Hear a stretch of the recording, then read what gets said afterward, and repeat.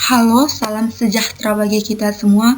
Perkenalkan, nama saya Indriani, perwakilan dari kelompok 1 ingin mempresentasikan psikologi faal mengenai indera penglihatan dengan dosen pengampu Dr. Raihanatu Bingal. Penginderaan. Mata merupakan salah satu alat indera yang sangat istimewa. Tidak dapat terbayangkan apabila kita tidak memiliki mata, sebab mata adalah organ yang paling penting bagi setiap individu. Mata juga memiliki fungsi yaitu menerima cahaya, membedakan bentuk, dan membedakan warna. Mata dibentuk untuk menerima rangsangan berkas-berkas cahaya pada retina yang kemudian mengalihkan rangsangan ini ke pusat penglihatan pada otak. Umumnya, mata dilukiskan sebagai bola, tapi sebetulnya berbentuk lonjong dan bukan bulat, serta bagian depannya bening.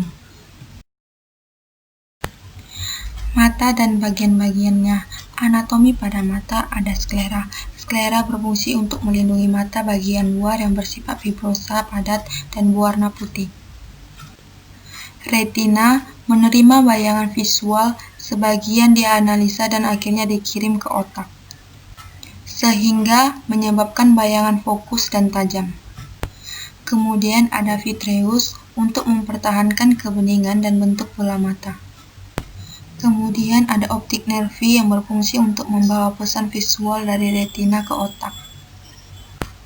Kemudian ada lensa, memfokuskan sinar pada retina mata dan memfokuskan objek pada jarak yang berbeda.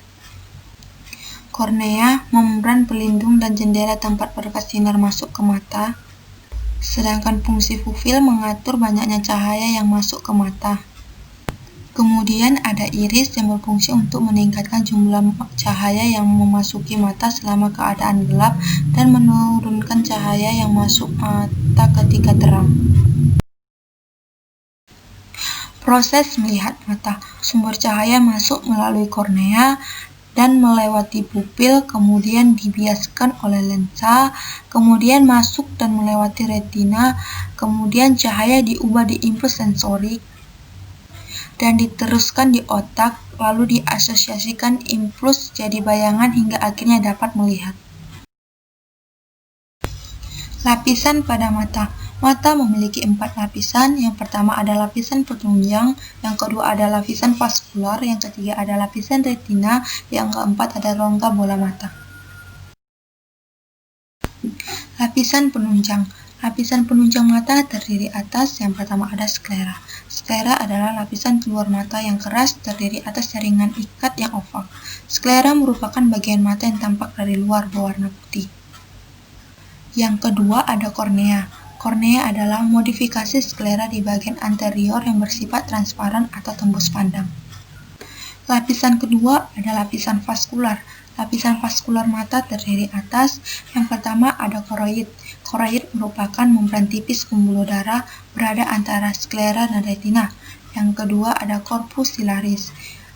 Corpus silaris adalah bagian anterior koroid yang menebal, berisi otot silaris yang membantu mengatur lensa. Yang ketiga ada lensa. Lensa berada di belakang kornea yang bersifat transparan dan mampu berkomunikasi sesuai kebutuhan. Yang keempat ada iris. Iris terdapat diafragma atau lapisan otot tipis di depan lensa yang mengandung pigmen dan bersifat oval. Yang kelima ada pupil. Bagian lensa yang terlihat dari depan terbuka ke depan untuk dimasuki cahaya. Lapisan ketiga ada lapisan retina. Lapisan retina mata terdiri atas, yang pertama ada retina. Retina menerima gelombang cahaya yang terfokus dan mentransduksinya menjadi impuls saraf. Yang kedua ada fovea, lekukan di bagian tengah retina. Fovea merupakan area penting bagi penglihatan warna. Yang keempat ada rongga bola mata. Rongga bola mata terbagi menjadi, yang pertama ada kamar aqueous. Kamar aqueous terdiri atas kamar depan dan kamar belakang. Kamar depan berada di antara kornea dan iris, kamar belakang berada di antara iris dan lensa. Kemudian ada kamar vitreus, membentuk rongga terbesar di belakang lensa. Indera penglihatan. Pertama ada retina. Retina terdiri dari 10 lamina atau lapisan sel. Jenis sel tersebut adalah, yang pertama ada reseptor visual, yang terdapat sel kerucut dan batang. Yang kedua ada neuron, terdapat sel bipolar, sel ganglion, dan sel horizontal. Yang ketiga ada sel gila, terdapat sel molar. Sel kerucut dan sel batang bersinapsi dengan sel bipolar. Sel bipolar bersinapsi dengan sel ganglion. Akson sel-sel ganglion bergabung meninggalkan mata sebagai nervus opticus. Yang kedua ada presbiopia, daya kemampuan akomodasi menurun pada usia lanjut yang menyebabkan mata presbiop, yaitu titik dekat menjauh mata. Presbiopia harus dikoreksi dengan lensa positif atau lensa sembung. Yang ketiga ada miopia. Miopia disebabkan oleh lensa mata yang terlalu cembung atau bola mata terlalu panjang sehingga berkas cahaya sejajar difokuskan di depan retina. Yang keempat ada akomodasi. Pada lensa mata normal atau emetrop, jika muskulus ciliaris dalam keadaan relaksasi, berkas cahaya sejajar yang datang akan difokuskan pada retina. Objek yang jaraknya kurang daripada 6 meter akan difokuskan di belakang retina, sehingga membentuk gambaran kabur. Agar bayangan jatuh tepat pada retina, otak silaris akan berkontraksi, sehingga lensa menjadi cembung dan bayangan jatuh tepat pada retina. Proses penyesuaian kecembungan lensa mata agar bayangan objek yang dilihat jatuh tepat pada retina. Mata memiliki batas maksimum untuk daya akomodasinya. Jaraknya terdekat dengan mata yang masih dapat menghasilkan bayangan objeknya jatuh tepat pada retina dinamakan titik dekat penglihatan. Yang kelima ada agnosia. Agnosia adalah kegagalan untuk mengenali sesuatu yang tidak disebabkan oleh gangguan sensorik, verbal, dan intelektual. Kebanyakan kasus agnosia bersifat spesifik.